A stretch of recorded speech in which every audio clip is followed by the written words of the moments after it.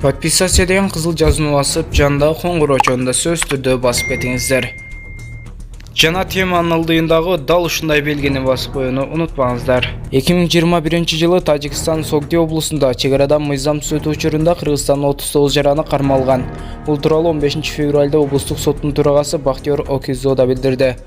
Кармалгандырга карата Тажикстан Республикасынын мамлекеттик чек арасын мыйзамсыз кесип өтүү беренеси боюнча 27 кылмыш иши козголду. Тартип бузгандар ар кыл мөөнөткө эркинен ажыратылды деп түшүндүрдү судья. Ошол эле маалда Бактиёр Окизо да чек ара жаңжалына катышуу айыбы менен соттолгон кыргызстандыктар жок экенин белгиледи. Кыргыз-Тажик чек арасынын узундугу 970 чакырымдай болсо, анын 519 чакырымы гана такталган. Чек араларды тактоодо эки тарап кайсы карта жана кайсы юридикалык документ менен иштөө керектиги боюнча орток пикирге келе албай, көп жолугушууларда иш жылбай жатканы айтылып келген.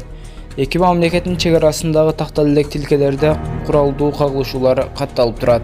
Окуучуларга жаш курагына жараша түрдүү калпак кийгизүү талабын киргизүү керек. Мындай пикирин Жогорку Кеңештин депутаты Тазабек Икрамов билим берүү жана илим министрлигине талапкер Алмазбек Бейшеналиевге сунуштады. Биринчи класстара комуз предметин, мектептерге манас идеологиясын киргизүү керек. Мындан сырткары башталгыч класстарга бир түстөгү, андан кийинкилерге дагы бир түрлүү чоң класстарга өзүнчө түстүү калпак кийгизүүнү сунуштайм.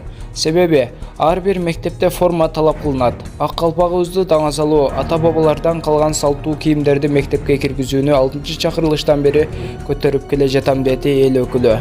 Акылбек Жапаров кумтөрдүү калкалгандардын баарын Ташиев жок кылды. 350 тоннадан ашык алтын казып алып жаткан Россиядагы алтынды сыртка чыгарган жери жок. Биздин алтын дагы сыртка чыккан жок. Биз аны сатып, андан түшкөн акчалардын баарын экономикага киргизип жатабыз.